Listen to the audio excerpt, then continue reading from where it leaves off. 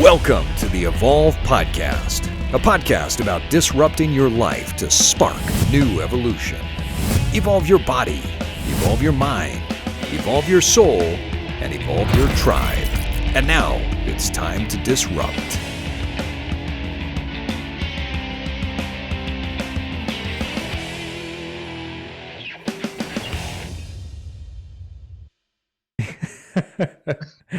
And we're live. Myles, Steve, why did you like it so much? Why did you like it so much? Because it was my first gasp of air. The first breath of air. So And you see that one was of these books beautiful. behind me. I've got a few books behind me. I've been reading Epictetus recently, and I've been really getting into this concept of the Socratic method. I studied it years ago, but it's been fascinating to dive back in and think through critical thinking and Socrates. And I'm sure you've read this, right? You've read a million books in your day, haven't you? Yes, I've read a million books. Thank you. Yeah. Critical thinking. It's very, very rare thing in our day and age. And one of the things I find fascinating is that when you start to question people, not to question them to, put doubt in their mind or to pose a question to make a point, but truly question them, most people, because they live in maybe a passive aggressive way, start to think that what you're doing is you're making a statement when you have a question. In fact, I asked somebody a question the other day and they said, you make a good point. I said, no, I am actually asking you a question. I'm not making a point. I'm curious what your perspective is. Do you run into that, Myles? Yeah, a lot. Why do you think that is? What is going on there? Because in order for you to ask a question, you have to be really, and this is a really fluid concept, you have to be really intelligent enough to ask great questions. That's why they always talk about asking great questions, is a result of understanding something so thoroughly. But just because and this is me being empathetic to the people who respond the way you just said, because people respond that way, like you make a good point, is your question raises a good point in their heads that they've never considered. So they say, you make a great point. Yep, I don't disagree. So they don't have an answer for it. And it means, and this is where, this is very important. And this is where you and I sometimes talk about politicians. One of the reasons why I feel bad for politicians is because for some mysterious reason, they always have to be in the know. Like they always have to pretend They've always that they know right. something. You never see politicians stopping and saying, let me think about that. I'll get back to you.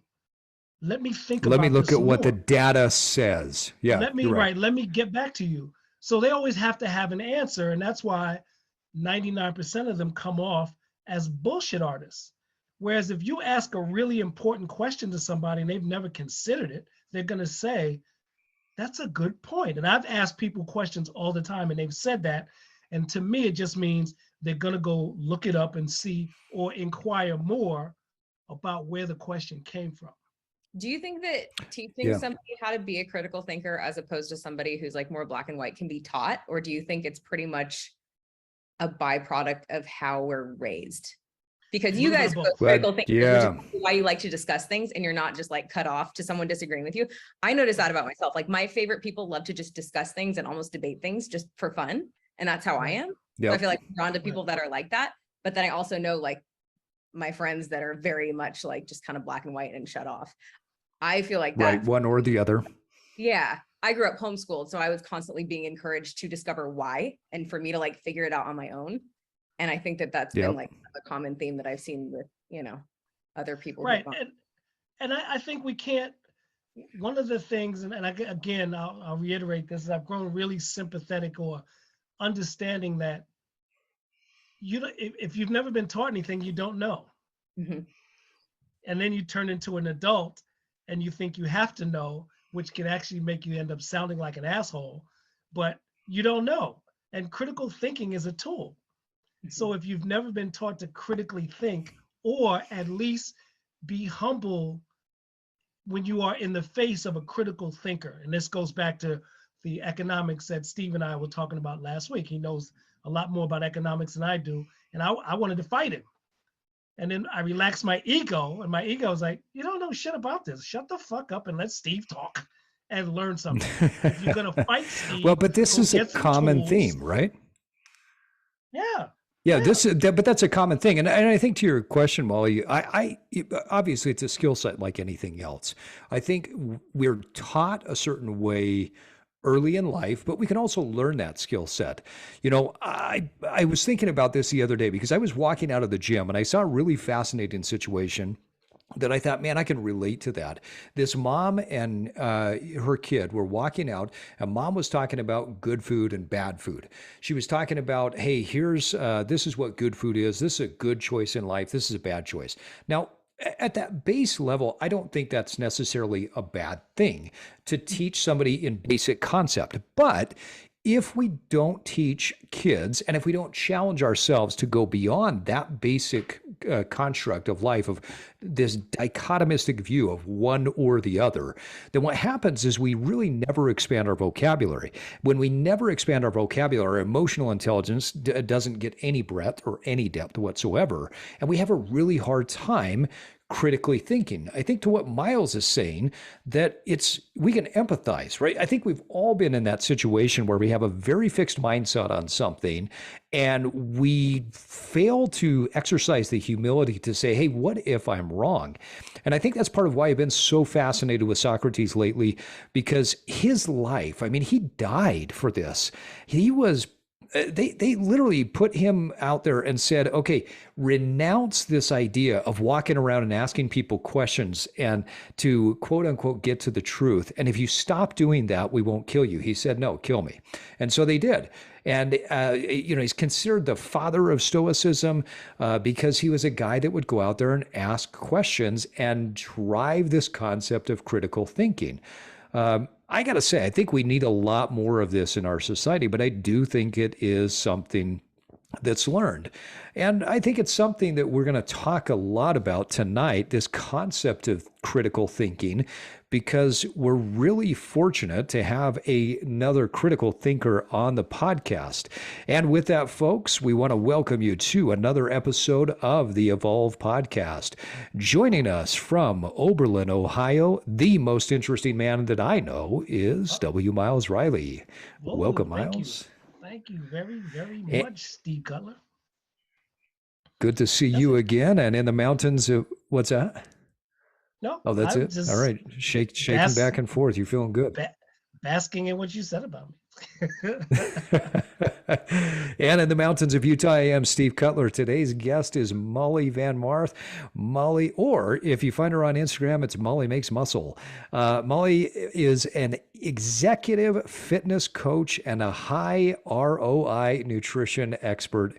Boy, I love that definition. And it's short, it's sweet, but what a really cool definition. So, Molly, thanks for coming on the podcast with us tonight. Definitely. Thank you for having me.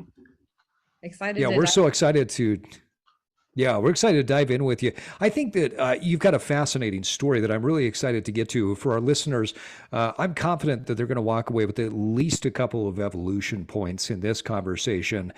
Because one, your story is fascinating. When you and I were talking a couple of weeks ago and you're walking me through a little bit of your story, my jaw just dropped. And I thought, wow, the strength that you have to have gone through what you've gone through to get to where you are at right now. Certainly inspirational and instructional for our listeners. But I also think that a lot of our listeners are going to say, hey, I'm busy. I'm an executive. I have a lot going on. And so how do I get the best results in the least amount of time? Let's start, though, with your story. Tell people how you became this fitness expert, because it didn't just happen overnight, right? No, and it started almost the opposite of fitness and health.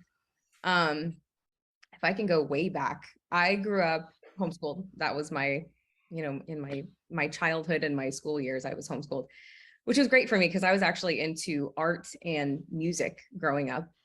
And I think one of my biggest traits was paying attention to detail. And so with art and with music, that was a strength. And that was a positive thing because I did really detailed, very realistic artwork. And then with music, it made me a technically good piano player, you know. But I think, I'm sure a lot of people can relate to this, but you know, when you have like a trait, there's usually two sides to the same coin. And so again, growing up, that was a great thing to be just a high achiever, really driven, and sort of a perfectionist. And then again, paying a lot of attention to detail. And throughout my childhood, that was fine. That was a good thing. Spent a lot of time outside, loved animals and bugs and outdoors, and, you know, grew up a pretty happy kid. And then high school hit, and I wanted to try public school for the first time. And my parents said, all right, fine, you can go to public school. And it was just the shift from like, all right, the homeschool world to public high school. And as a teenager, I was like, I want to look really good. And I wasn't in bad shape, but I had never done anything like fitness and health related. So I initially had this shift of wanting to get into better shape. That's how it started. And so, you know, I essentially started restricting my food and started working out, and a little bit became a lot, and this became quickly very obsessive with weight, with over exercising, under eating. Yeah. And you guys were talking about critical thinking. What's dangerous with perfectionists, and what I come across a lot actually in the world of executives and business owners and really driven, high achieving people, black and white thinking is very common. And if you're a perfectionist, it's very easy to go extreme. And again, it's such a strength, right? I think a lot of people who achieve great things and do great things and build great businesses and become, you know, great leaders struggle a lot with black and white thinking and being perfectionists. So that I think was the biggest thing that kind of pushed me into this slippery slope of having eating disorders. And for me, it was very dangerous. I mean, I was down to 83 pounds, you know, as an adult. He was hospitalized twice, had bulimia and anorexia. And when I tell you, like, I was stuck, I'm again, very stubborn person. And my parents took me to doctors. I saw therapists. I was in support groups. I was in outpatient stuff. Like, they tried everything, but ultimately, like, I was fixated on the wrong goal and had a very unhealthy method of staying there.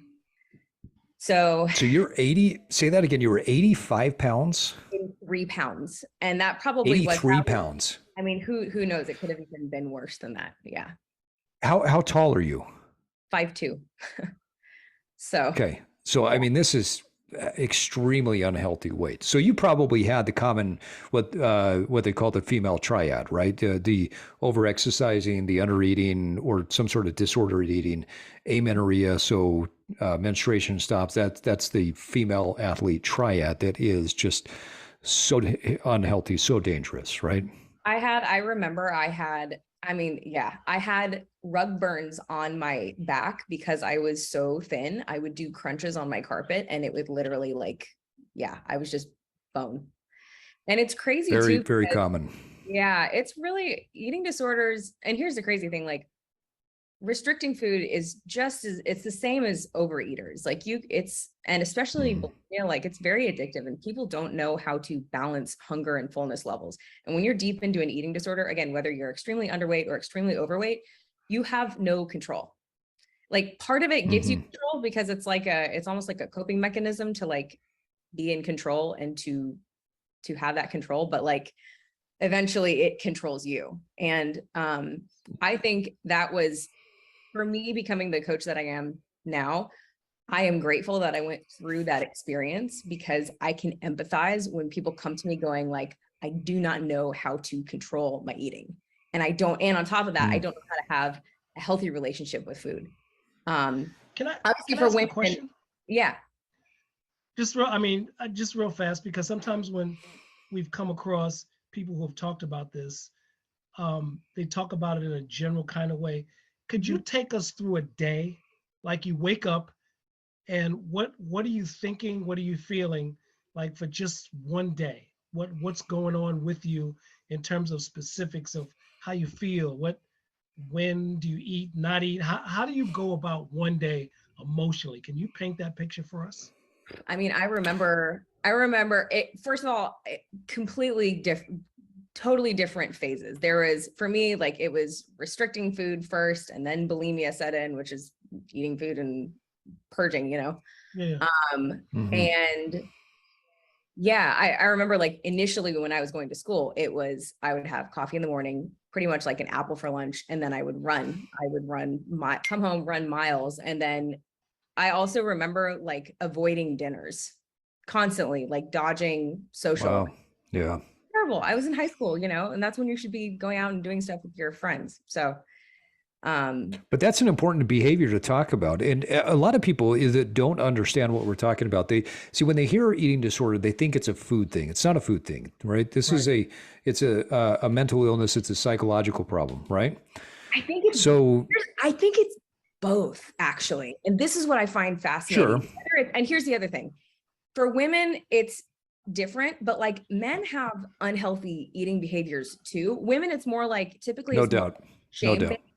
But guys like still struggle with, and this is what I deal with a lot.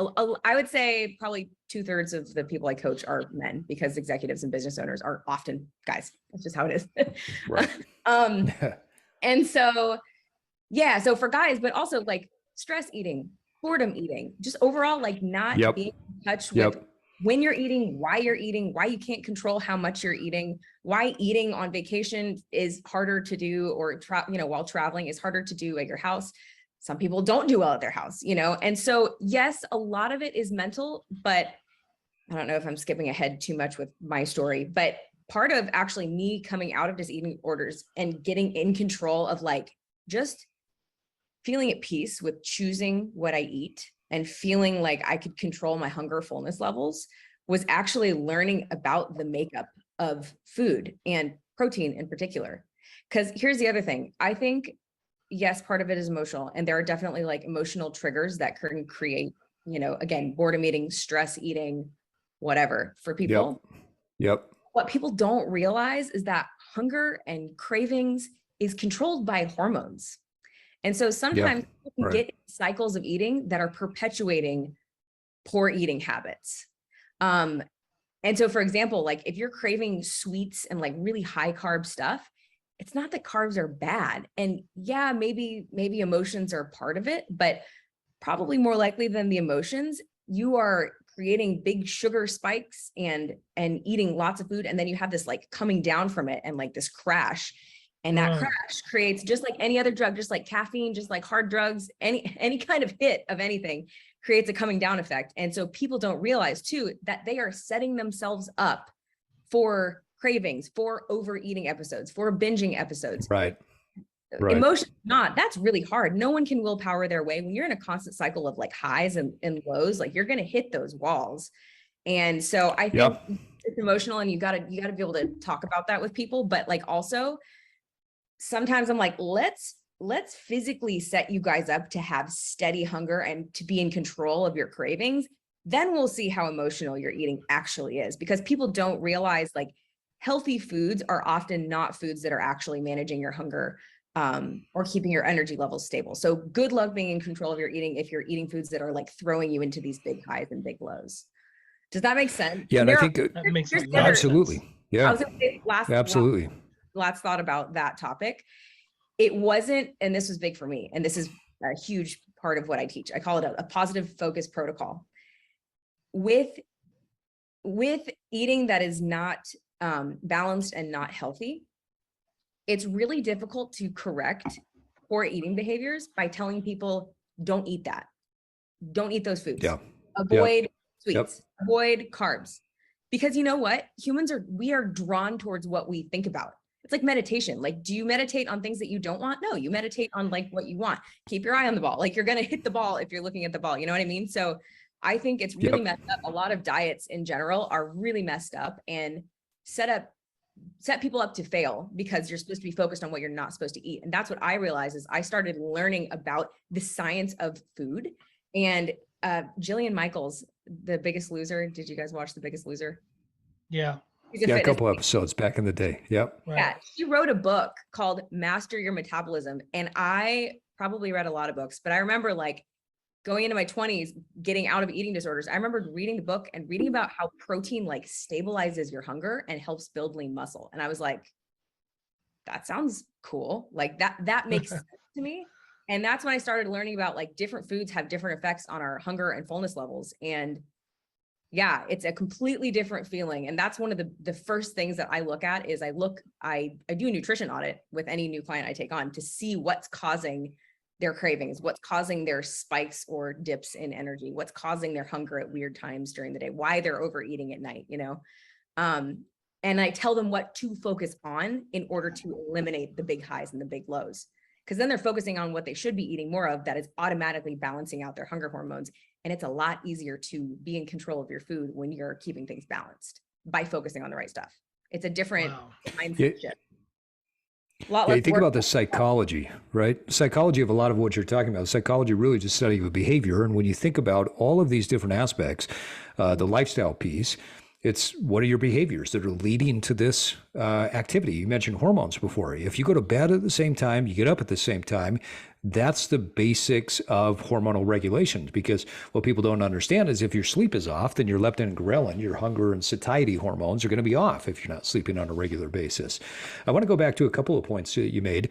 Molly, you're talking about this idea of focusing on what you do want rather than what you don't want. I mean, if I told people don't think about a pink elephant with purple polka dots, what are they going to think about? They're going to think about the pink elephant with purple polka dots, right? So it's the same thing with food. If you focus on something that you want and you focus on what's nutrient dense and what's going to help you to move or achieve your goals, you're going to get it, right?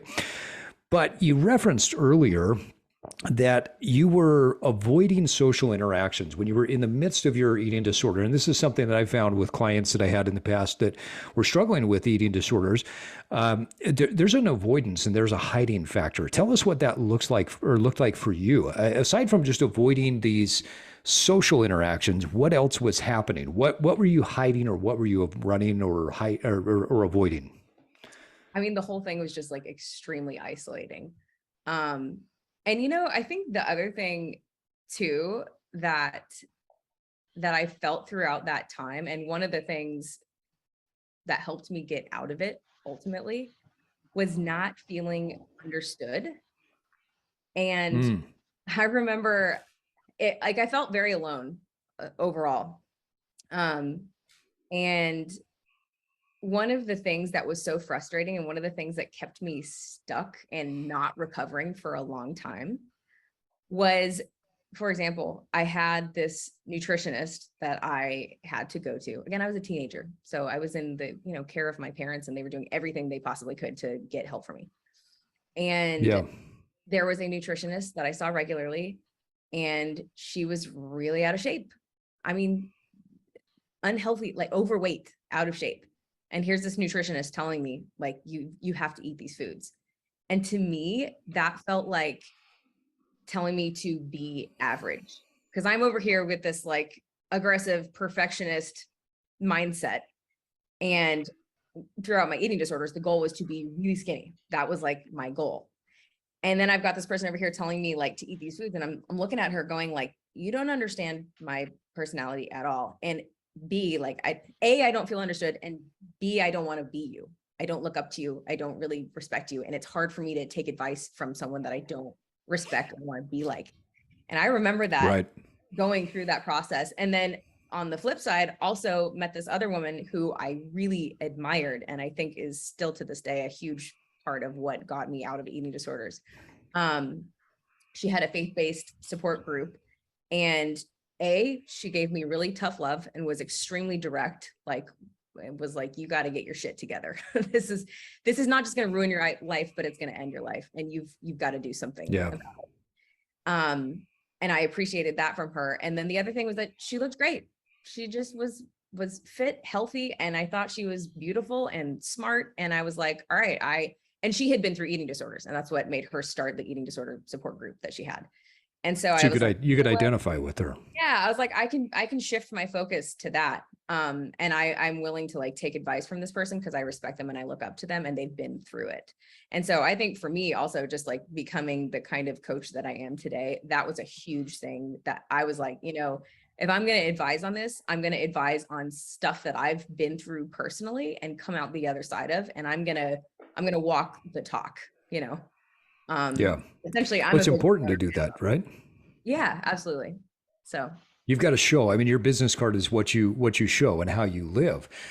It's fascinating to me how much of those things that you mentioned, isolation, and I think when you have an eating disorder, you do isolate yourself. In fact, I was having a conversation recently with somebody, and we were discussing her eating disorder, and it all started with this concept of isolation and this concept of feeling on an island and alone. And then the deeper she went into the eating disorder, the more alone she became, and would isolate herself from family and friends and hide away, and found ways to try and make it look like that she was eating, but she really wasn't.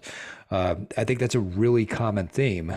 And so talk about, how did you start to make those connections? I know you found a person that you were able to connect with, but from there, what were the connecting points that helped you to make those next steps of getting out of that disordered eating?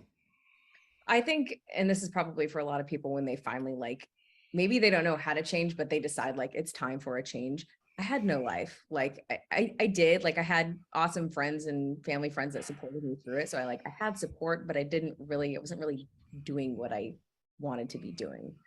So ultimately I think just enough time spent in a place you don't want to be in. And that's when I end up working with people, typically that's where they're at too, where they're going I'm sick of it. I'm just done. And I'm ready to figure out how to move into a healthier phase of life.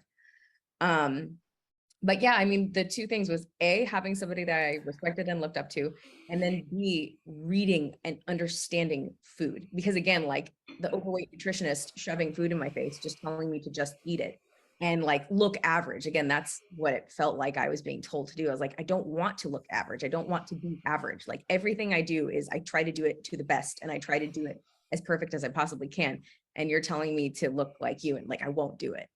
And so I think part of it was just being sick of that. And then honestly, the world of bodybuilding, probably when Instagram started to become more popular, and honestly, it's kind of something that I haven't really thought about, but I think for me, shifting my focus from trying to be really skinny to the fitness world and really admiring lean muscle and the world of bodybuilding and women that were into fitness, and I thought they looked great. I was I can get on board with that. So again, and it's, when you're working with people who are really driven people, it's a theme that I work with all the time. You can't take somebody who's really driven, obsessive, and does everything they can to 110%. You can't tell that person to just be average, but you can shift their focus to something unhealthy, from something unhealthy to something healthier, right? Or something that fits their paradigm. Yeah. Yeah. So I think for me, and also as a kid, I don't know, part of it was probably just coming back to who I am, which is I was always a strong kid, I was pretty strong, pretty independent, a lot of energy. And so just a fit focus makes more sense for me. And so I think once I started to shift my focus, that transition felt really good. And on top of it, it was I could have a life, Isn't it funny how when we try to find the root of the problem and then we figure out, okay, where am I going to go from here? Oftentimes it just takes us in this circuitous path where we come back to who we are, but it's not who we were pretending to be, but it's actually who we are. And we say, you know what, this is who I am. And this path that I want to go on, this path of growth, this path of evolution, it's truly what's inside of me. And I think that that's what we find when we peel the onion layers back. When we start to pull away from the egotistical, I should be this, or I want to be that, you come back to the heart of things, and man, that path feels amazing because it's tapping into the heart, and now you're making the steps to go in that right direction.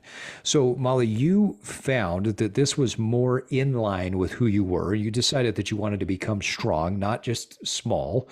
You wanted to be fit, not just lean. And so you started eating more, you started working out, you started lifting weights. Where did you go from there? I would like to say that's when I got into the greatest shape of my life, but that's not what happened at all. I transitioned, not at all, like just wait. I transitioned out of eating disorders. So I would say like turning 20, I was officially like, I was able to eat normal food. I had, again, started lifting weights. I got in the gym, honestly, for the first time. Before I would work out like at home and I would run a lot. So started lifting weights for the first time. And that was overall just a very positive lifestyle shift for me, eating more food, lifting weights. However, I began lifting like really, really heavy. And overall, even though it wasn't like obsessive, like the way that I was running before when I had eating disorders, looking back at it, I was working out too much, definitely doing too much. And also, even though it wasn't restricted eating, I was really focusing on like eating clean. So still wasn't like enjoying a whole lot of treats. Didn't really enjoy carbs. Like it was still pretty simple, clean eating is what I would call it. And again, just working out way too much. Now, again, compared to eating disorders, much healthier lifestyle.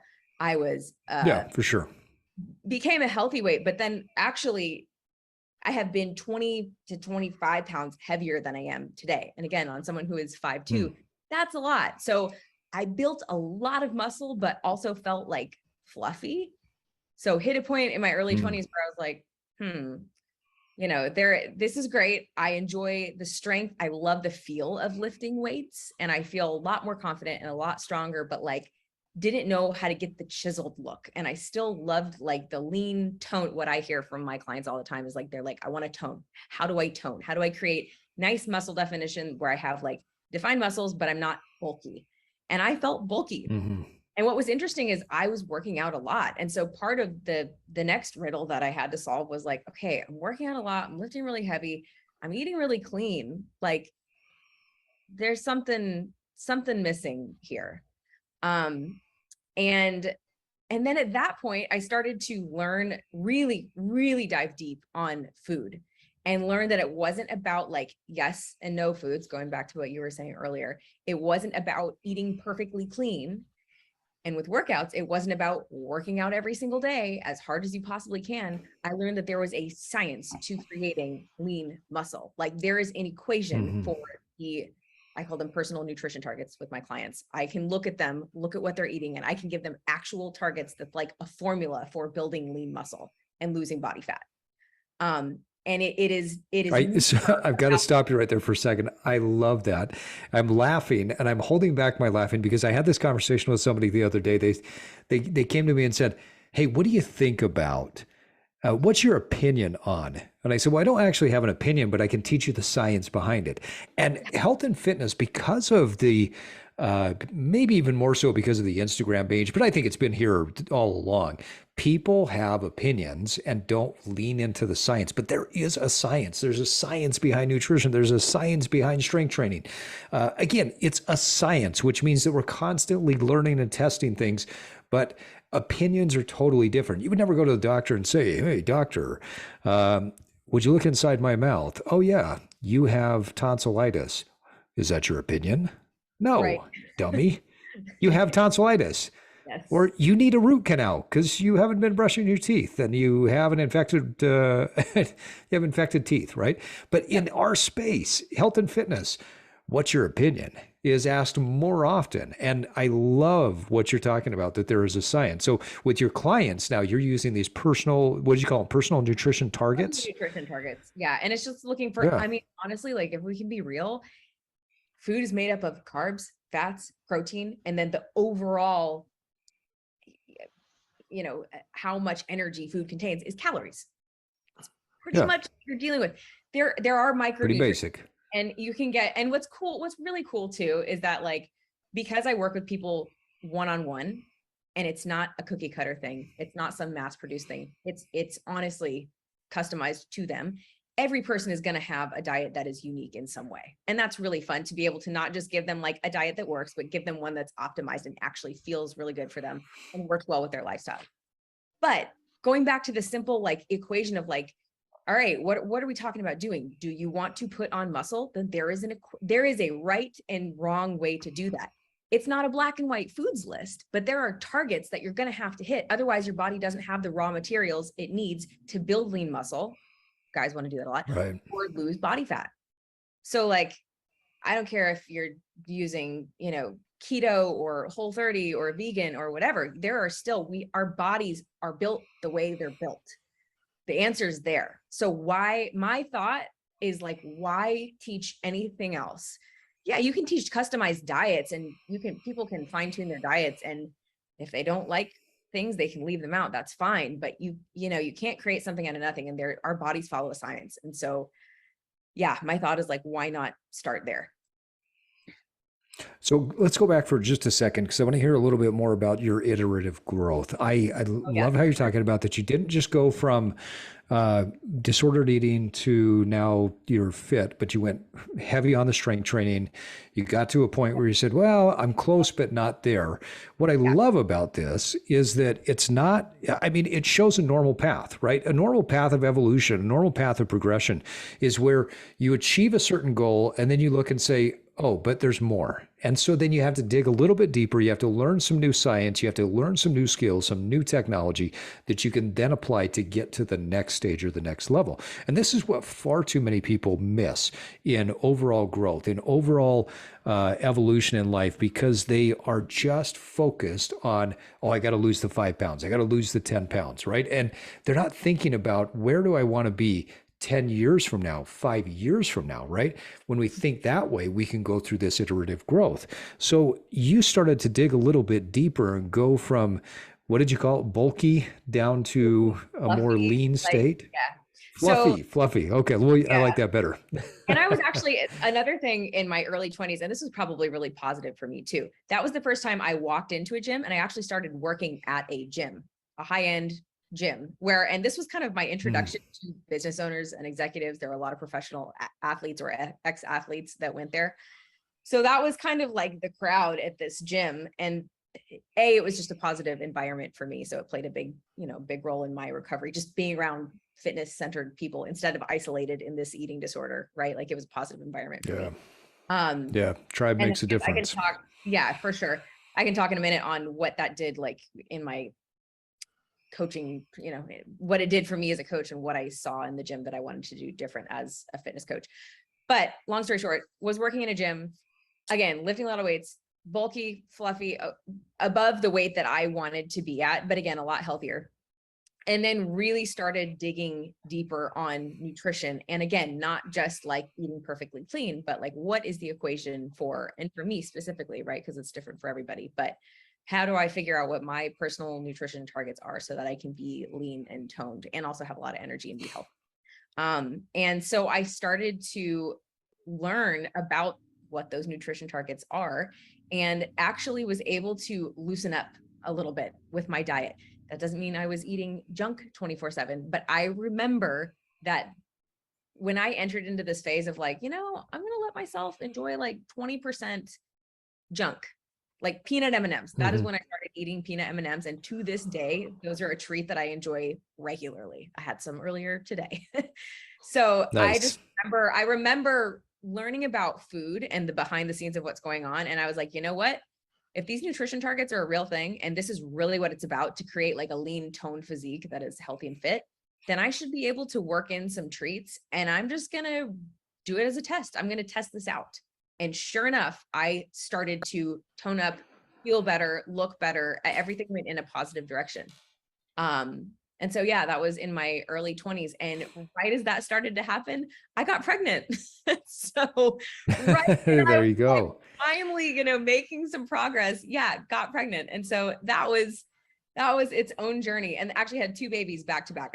My kids are 19 months apart. So, But what was interesting is that first of all, had fit pregnancies. So like had a very actually positive experience overall, like with my body image, very positive. Lifted weights. I was lifting weights the day before I had my son. I was in the gym all the way through. And I was learning throughout the entire process of having kids, kind of through my mid 20s. And so after I had my second baby, quickly got back into shape because the whole time, even though I was pregnant, I was learning about not just how to work out really hard and eat really clean, but like how to be strategic about it. And so it was after I had my second kid that I like saw abs for the first time, and I was enjoying treats, and I was working out 4 times a week.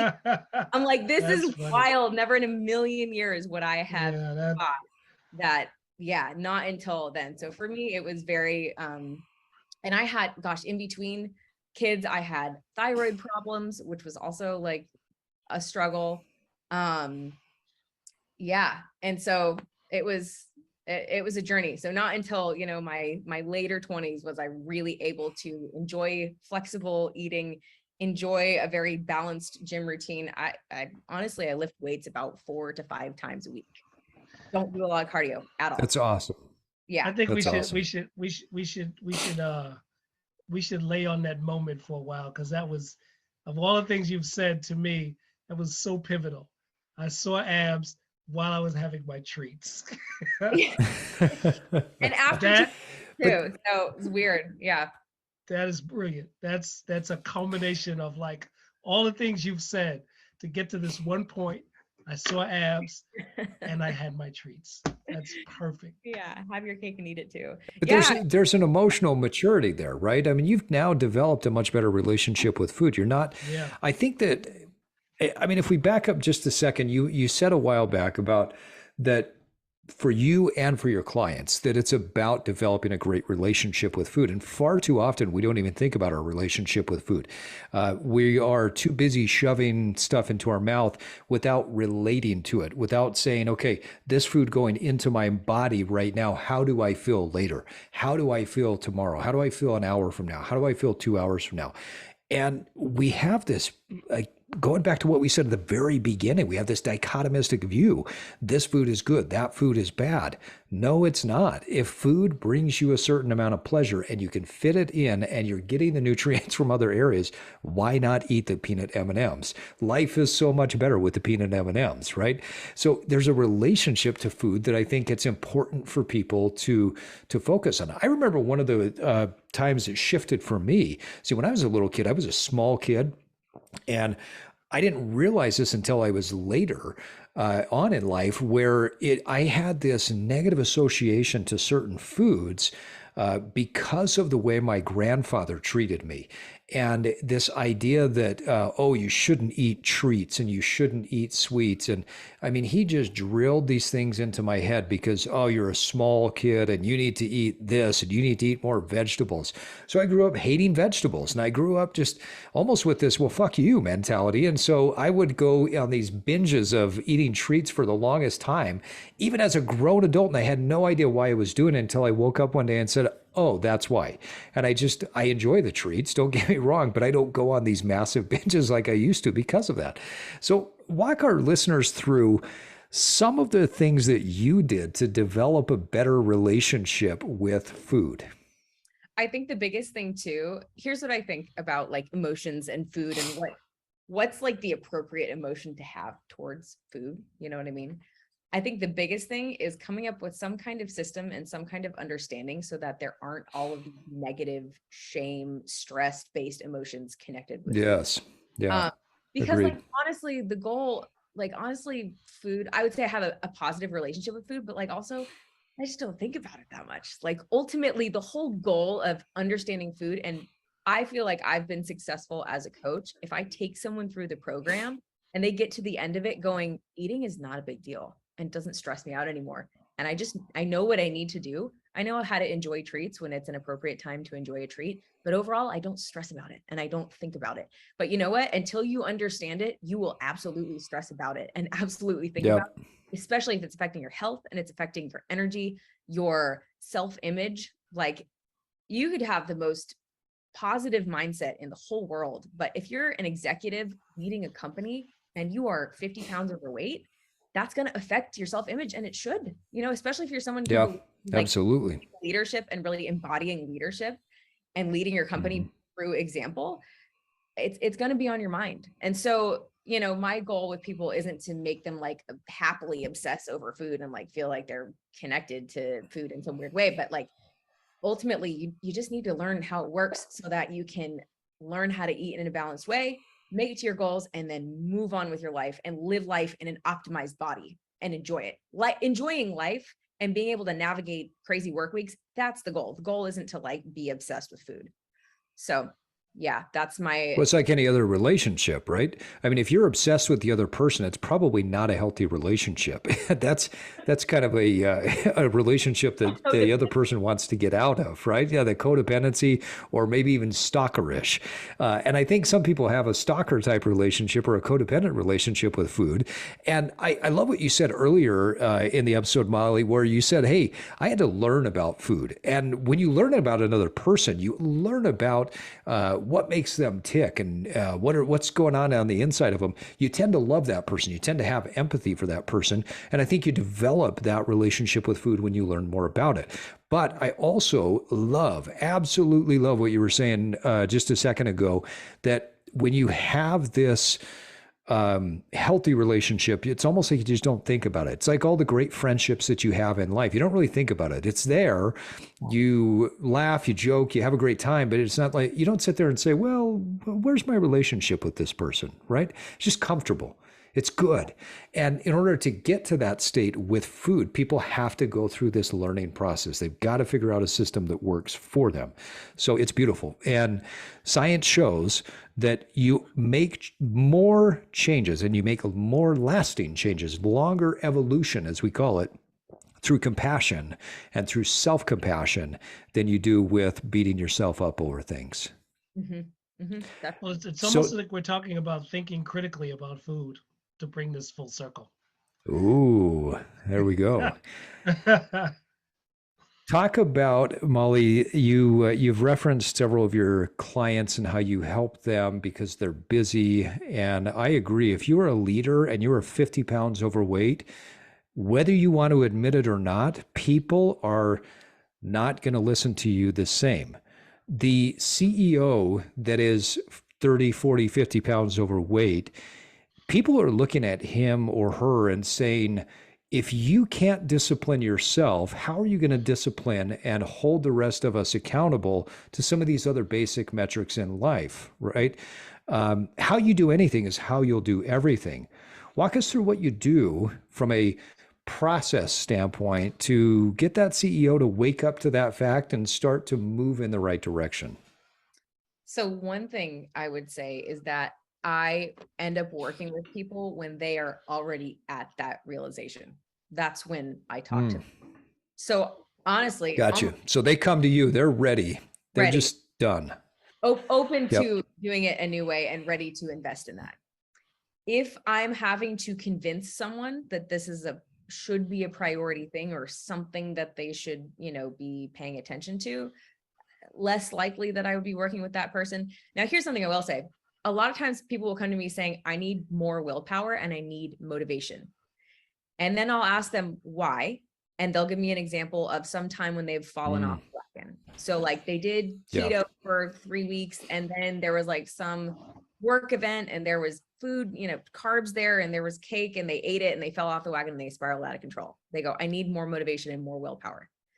No, you don't. Yep. You need not the case. You need a strategy that works with your lifestyle because your lifestyle is not going to change. Your marathon work weeks aren't going to go away. Your travel's not going to go away. The airport food courts and all the vending machines and all the hotel mini bars are still going to be there.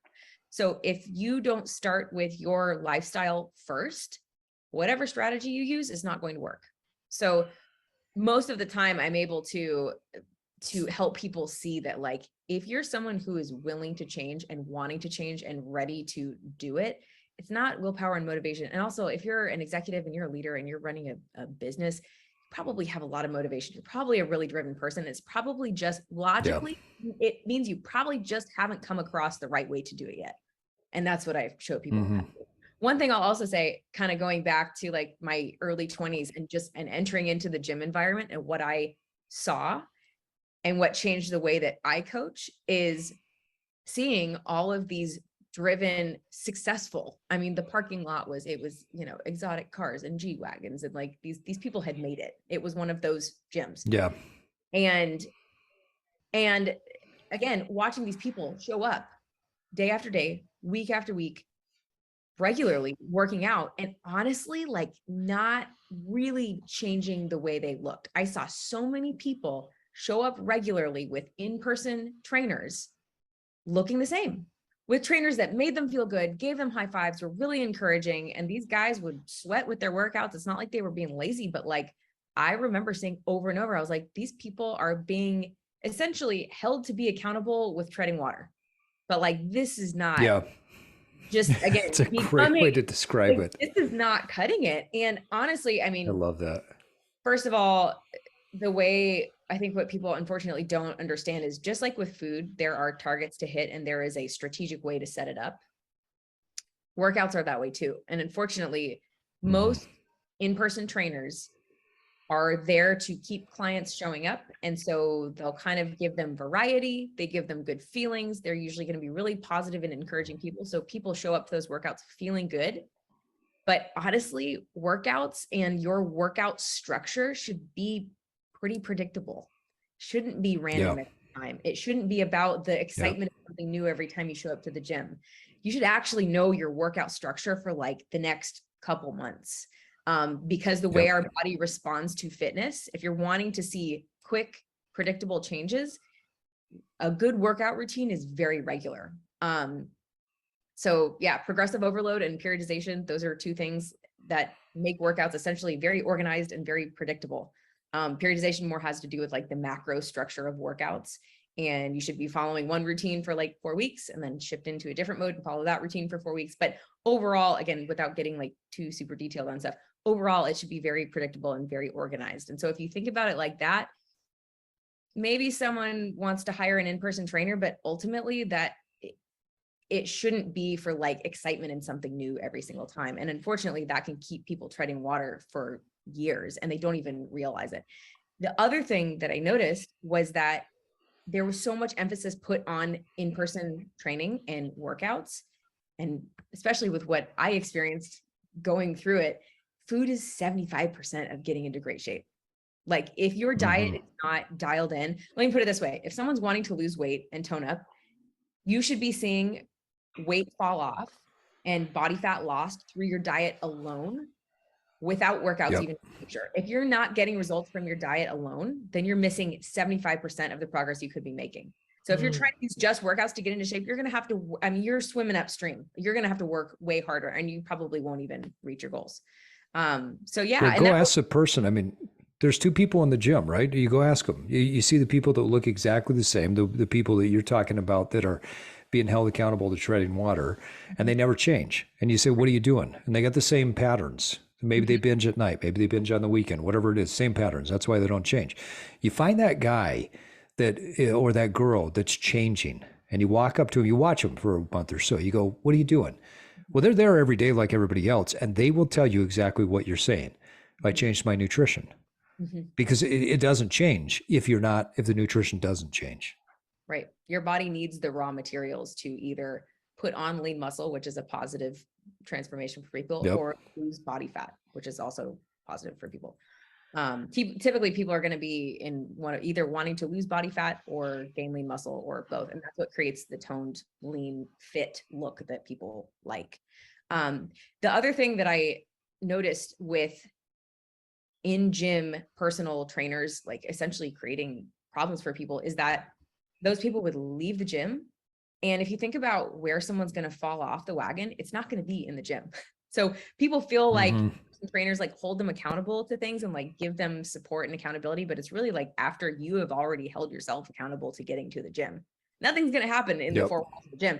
It's going to be when you're traveling, when you're at home in your kitchen at night. Like that's where you fall off the wagon. So I remember like getting into the coaching side of things. I was like, the in-person model does not work, especially not for business owners and executives and anyone who's going to be traveling a lot. And again, the nutrition. So I think just seeing the errors in the in-person training model and where the gaps were, really made a big impact on me. And ultimately also ended up with mentors who had a really solid model for doing the online coaching model, for executives and business owners and stuff like that. So I was able to really get behind that. That was something that I could believe in because it was more holistic support. It made sense. It was flexible. It travels with people who travel. And again, I can give people the 75% of it that is nutrition. That's going to create such a bigger impact than just workouts. So. Well, there's a plan, as you're talking about before. There's a periodization, and for business owners, they understand this concept of I've got to create a strategic plan. And so, what's my multi-year plan? What's my annual plan? What's my quarterly plan? They plan on a regular basis. This is the creation that happens in business ongoing. Workouts are the same. I mean, I'm like you're talking about. I've got my periodization cycles set out for a year in advance. I know what those are going to look like, and I know my body now. Probably 2 to 3, but usually about 3, maybe 4 weeks, depending on which cycle that I'm in. I've got to change up something in what I'm doing and that's just because I've been doing this for so long that my body adapts fairly quickly to something. And so I've got to change some sort of stimulus. But yeah, I know what my workout this week is the exact same as it was 5 weeks ago, but there's different iterations. There are different pieces to that because I'm trying to get stronger. So I think business owners can really resonate a lot with what you're talking about. And I love this idea of the online coaching model. I think it's a phenomenal way to help people who are very busy to get in the best shape of their life. Mm-hmm. Well, Molly, we're coming up on our time, and I want to make sure we've got a little bit of time to run through our rapid fire. So typically what we do here is we've got some rapid fire questions we're going to hit you with. The only rule of the rapid fire is you've got to give us an answer that's either one word or one sentence to the rapid fire. You ready to get going? Okay, I'm ready. All right. So let's talk disruption. How do you disrupt your life in order to spark new growth? Discomfort. If something's great answer. I'm already going too long. Wait, what was that? No, you can do one word or one sentence. So you did a word. Now throw a sentence in there. Eating disorders, learning about relationships. I'm a divorced single mom, right? And I'm just grateful for every time, whether it's business, relationships, eating disorders, you name it. Anytime I come up on some uncomfortable period, I know that I have to do that uncomfortable thing in order to grow and become better. Now at this point, I'm like, bring it on. Let's go. Don't run away.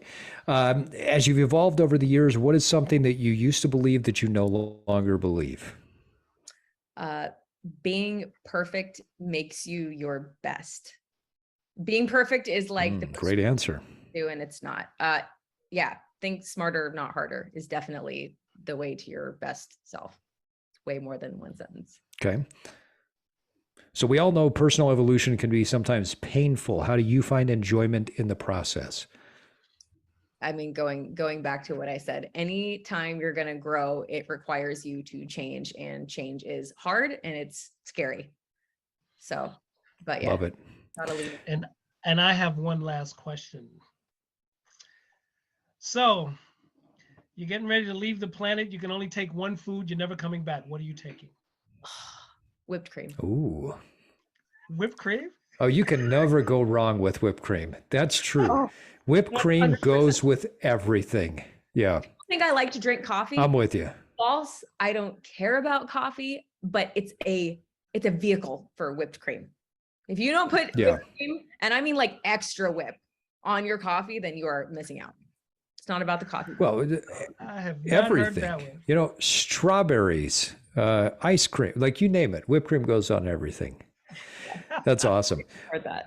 Well, Molly, final question for you. And this isn't part of the rapid fire, but so take your time on this one. At Evolve, we believe that people evolve their lives by stacking one simple habit on top of another. It doesn't have to be hard. It just has to be consistent. So what is the most important habit that you want our listeners to build on? I would say, oh boy. I mean, overall, like fitness and nutrition strategy wise, like the biggest mistake people make that they shouldn't make is like, you have to start with you. You can't do not follow some cookie cutter meal plan. Don't follow some cookie cutter fitness routine. Yeah. I mean, the best thing is for people to invest in learning about themselves and starting with themselves and learning again. I mean, gosh, we could dive into it more, but yeah, high ROI shifts to make so that you are working smarter, not harder. Don't get into micromanaging. Pay for a coach. Yeah. I mean, yeah. Effort. Let me say this. Pay for a coach. Strategy beats, and high achievers need to know this. Strategy beats effort every time. Someone could be way more out of shape than you, but if they get their hands on a better strategy than what you have, all your effort in the world won't, they will beat you. They will eventually pass you up. So look for strategy, not effort. Great answer. And go hire a coach. I mean, that's the thing that there's so many great coaches out there. Obviously, you're a phenomenal coach for executives, phenomenal coach for people who are very busy. It's so worth it. I've never regretted any coaching that I've paid for. Like, absolutely never. And I've been coached by some of the best in the world. I've been coached by Mr. Olympias, by natural Mr. Olympias. I've been coached by literally some of the best people in the world. I've never regretted any dollar that I've spent on myself. So I absolutely agree with you. Learn about yourself, learn your way of doing it, right? I'll say one more thing. If we're going to go looking for a coach. Last thing. Yeah. Because we live in the world of social media and Instagram. Don't look for a fitness model. Yes. Look for a coach. If the coach is also a fitness model, cool. Maybe they walk the talk and that's great. Look for a coach that's experienced working with the kind of person that you are. Look for a coach that has proof of transforming people that live the lifestyle that you live. That's the kind of help you need. Not some coach that is, I'm glad you brought that up. So great. That's really all you need to know, because you're not going to know the whole process. You just need to know that you trust the coach. They're a true expert and they've helped people like you, and then go invest in whatever that coach is. If you can find someone like that, invest in them. Yeah, you brought that up the other day when we talked. I'm so glad you remembered that, because there are so many fitness influencers out there that really have no idea what they're doing. And so do your homework on a coach. Obviously, Molly's a great one. So we want you to reach out to her. And on that note, folks, it is time to wrap up another Evolve podcast. We want to thank our guest, Molly Makes Muscles, on Instagram. Molly Man Maarth, thanks again for joining us. And I want to thank my co-host. I'll correct you just in case it steers people in the wrong direction. Molly makes muscle, no S. Oh, muscle. I apologize. Yes, Molly makes muscle. Yeah, not multiple. She just makes one muscle. Thank you. And I want to thank my co-host, Myles, Reiley. Molly, what is the best way for people to get a hold of you and to follow your growth and evolution, all the great things that you do?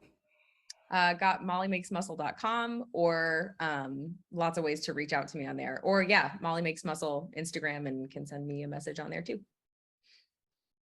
She is everywhere. I think I found you on LinkedIn. An ad popped up on LinkedIn, and we connected there as well. Yes. So, LinkedIn, definitely connect. Yeah. For any executives or business owners, LinkedIn is my favorite platform. So definitely, Molly Van Maarth, VanMaarth. Awesome. Yeah, great stuff that you post. I really like the content that you've been putting out there. I love the fact that you are connecting with executives. I think that's an important space for us. And we want to thank our guests for listening to this episode. Remember, folks, that it does take time and consistency to evolve, but first you have to disrupt. And now it's time for you to get out there and evolve. Thank you for listening to the Evolve Podcast. If you like this episode, share it with your friends. Follow us on Instagram at Evolve_cast and subscribe to our podcast on your favorite podcasting app. And now it's time for you to get out there and evolve.